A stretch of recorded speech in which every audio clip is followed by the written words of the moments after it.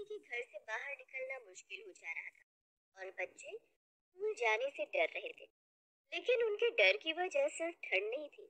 वो बच्चे class teacher सीमा madam के खौफ में थे। एक दिन पहले स्कूल में कुछ ये हुआ था। सभी ने होमवर्क किया कि नहीं? हाँ मैडम, किया है। ठीक है, मैं एक एक करके चेक करूंगी और गलती होने पर मैं सजा दूंगी। ये सीमा मैडम की दूसरी क्लास थी। सीमा मैडम ने एक दिन पहले ही स्कूल में नया नया ज्वाइन किया था। सभी बच्चों ने सोचा था कि सीमा मैडम बाकी टीचरों की तरह अच्छी ही होगी। लेकिन सीमा मैडम ने जब होमवर्क चेक करना शुरू किया, तब सभी को उनकी असलियत के बारे में पता चला। राजू, मोती, चुटकी और मीना, तुम लोगों को सजा मिलेगी। लेकिन क्यों मैडम? क्योंकि होमवर्क में गलती है। तुम चारों यहाँ लाइन लगाकर खड़े हो जाओ। चारों लाइन में खड़े हो गए। उन्होंने सोचा कि सीमा मैडम ज्यादा से ज्यादा मुर्गा बनाएंगी या तो दो थप्पड़ मारेंगी। लेकिन सीमा मैडम के दिमाग में तो कुछ और चल रहा था। बाहर बर्फ गिर रही थी। सीमा मैडम बाहर से बर्फ लाई और चारों के स्वेटर के अंदर फंसा दिया। इतनी कपकपाती ठंड में स्वेटर के अंदर बर्फ जाने से चारों के चारों जोर जोर से चिल्लाने लगे। आह, आह, बहुत ठंडा है। आह, मैडम, मैडम बर्फ निकाल लीजिए मैडम, हमसे और गलती नहीं होगी। आह, आह। लेकिन सीमा मैडम ने हंसते हुए कहा, बर्फ तो मैं नहीं निकालूंगी। सीमा मैडम ने सभी के स्वेटर में बर्फ घुसा दिया और शाम तक घर लौटते लौटते सभी को जुकाम हो गया। राजू की माँ सुनीता कहने लगी, क्या हो गया बेटा? सुबह तक तो तू ठीक था, अचानक से जुकाम कैसे हो गया तुझे? राजू सब कुछ सच सच बताने जा ही रहा था, लेकिन तभी उसे सीमा मैडम की बात याद आ गई। और हाँ, ये बात अगर घर पर किसी को बताई तो और ज्यादा सजा मिलेगी। ये सोचकर राजू डर गया और उसने अपनी माँ से कहा, माँ, वो बाहर बहुत ठंड है ना, ऊपर से बर्फबारी भी हो रही है, इसीलिए ठंड लग गई है। मैं कल स्कूल नहीं जाऊंगा। नहीं जाएगा? लेकिन क्यों बेटा? थोड़ा सा जुकाम ही तो है। नहीं माँ, जुकाम ठीक होने के बाद ही स्कूल जाऊंगा। नहीं बेटा, एग्जाम सर पर है, अभी स्कूल जाना ही होगा। सुनीता ने राजू की बात नहीं मानी। उसने सोचा कि राजू छोटा है इसीलिए बहाना बना रहा है। अगले दिन राजू स्कूल गया। बाकी बच्चे भी स्कूल आ गए। उस एग्जाम सर पर है, अभी स्कूल जाना ही होगा। सुनीता ने राजू की बात नहीं मानी। उसने सोचा कि राजू छोटा है इसीलिए बहाना बना रहा है। अगले दिन राजू स्कूल गया। बाकी बच्चे भी स्कूल आ गए। वो सभी सीमा मैडम के खौफ में थे। आज भी सीमा मैडम आएंगी और हमसे कुछ ना कुछ करवाएंगी। मुझे तो बहुत डर लग रहा है, पता नहीं आज क्या होगा। कुछ देर बाद सीमा मैडम क्लास के अंदर आई और कहा, बच्चों, आज पढ़ाने का मूड नहीं है, आज मैं आराम करूंगी। राजू, चुटकी यहाँ आओ और मेरे पैर दबा दो। सीमा मैडम कुर्सी पर बैठ गई। राजू और चुटकी पैर दबाने लग गए। अरे अच्छे से दबाओ, ताकत नहीं है क्या? मैडम, मुझे जोर की भूख लगी है। तुम लोग टिफिन लाए हो ना? हाँ मैडम, लाए हैं। हाँ तो एक एक करके मेरे सामने टिफिन ले आओ। जिसका खाना मुझे अच्छा नहीं लगेगा उसे सजा मिलेगी। ये सुनकर डर के मारे सभी बच्चों के हाथ पैर ठंडे पड़ गए। बच्चों ने अपना अपना टिफिन लेकर लाइन बना लिया। लाइन में सबसे आगे टीना थी। उसने सीमा मैडम को टिफिन खोल कर दिया। उसमें पूरी सब्जी और गाजर का हलवा था। अरे वाह, पूरी सब्जी और गाजर का हलवा, बहुत बढ़िया, खाकर देखती हूँ। सीमा मैडम ने पूरी सब्जी और गाजर का हलवा खाया और फिर उंगलियां चाटने लग गई। बहुत स्वादिष्ट था खाना। टीना, तुम बैठ सकती हो। उफ, आज तो बाल बाल बच गई।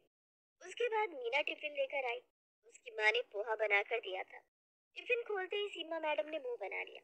अरे छी छी छी, सारा मूड खराब कर दिया। पोहा कौन खाता है यार? पोहा क्यों लाई है?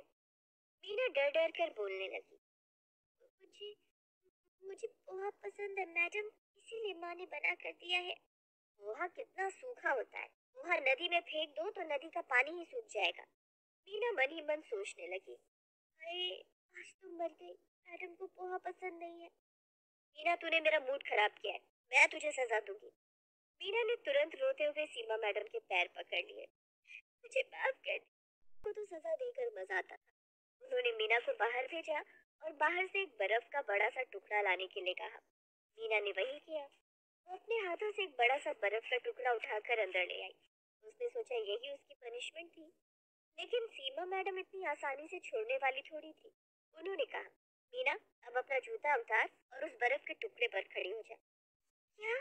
मैडम, मैडम प्लीज माफ कर दीजिए ना मुझे, मुझसे गलती हो गई, प्लीज मैडम। लेकिन सीमा मैडम पर रोने धोने का असर नहीं होता था। उन्होंने मीना को नंगे पैर उस बर्फ के टुकड़े पर खड़ा करके ही दम लिया, और उसके बाद एक के बाद एक बच्चों की टिफिन खोलती गई और एक के बाद एक बच्चों को सजा मिलती गई। अंत में सीमा मैडम ने चुटकी और राजू का खाना भी खाया, लेकिन खाना पसंद न आने पर उन्होंने उन दोनों को भी बर्फ के टुकड़े पर नंगे पैर खड़ा कर दिया और फिर डंडे से सभी को मारने लगी। गंदा खाना लाते हो स्कूल में? तुम्हें शर्म नहीं आती? इतनी ठंड में नंगे पैर बर्फ पर खड़ा होना ही बहुत बड़ी बात है। ऊपर से उन्हें मार भी पड़ रही थी। बेचारे बच्चे ये कैसे सह पाते। मीना बेहोश हो गई और गिर पड़ी। उसे घर भेज दिया गया। उसके माता पिता ने भी सोचा कि ज्यादा ठंड की वजह से हुआ ऐसा, लेकिन मीना भी अपनी माता पिता से सच कहने में डर रही थी। वो भी सच नहीं बोल पाई, इसीलिए सीमा मैडम को और ज्यादा छूट मिल गई। वो हर रोज बच्चों पर अत्याचार करने लगी। कभी वो बच्चों पर ठंडा पानी छिड़कने लगी, तो कभी ठंड में क्लास का पंखा चलाने लगी। इससे सभी बच्चे परेशान हो गए। एक महीना ऐसे ही बीत गया। स्कूल प्रिंसिपल को कुछ भी पता नहीं चला, और एक महीने से ये सब सहते सहते बच्चे परेशान हो गए। हमें कुछ करना होगा, ये सब कब तक चलता रहेगा? लेकिन हम क्या करें? हाँ, आप विदेश से मेरे लिए केवल एक पेन लाए हो।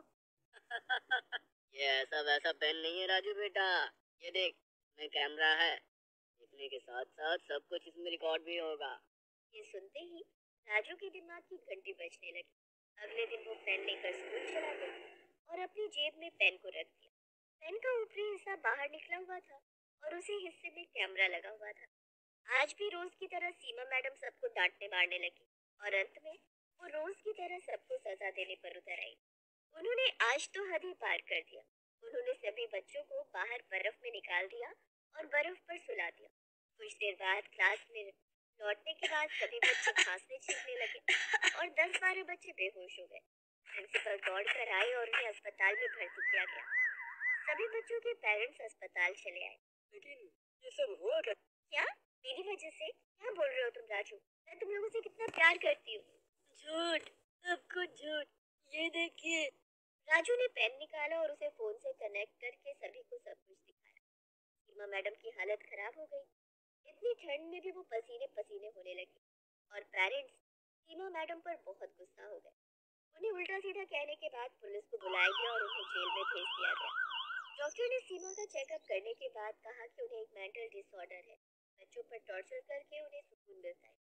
कोर्ट ने उन्हें 20 साल की सजा दी और ये भी घोषित कर दिया कि 20 साल बाद भी उन्हें कभी भी कोई भी स्कूल नौकरी नहीं दे सकता। ऐसे ही राजू की होशियारी से बहुत सारे बच्चों की जान बच गई और सीमा जेल में सड़ने लगी।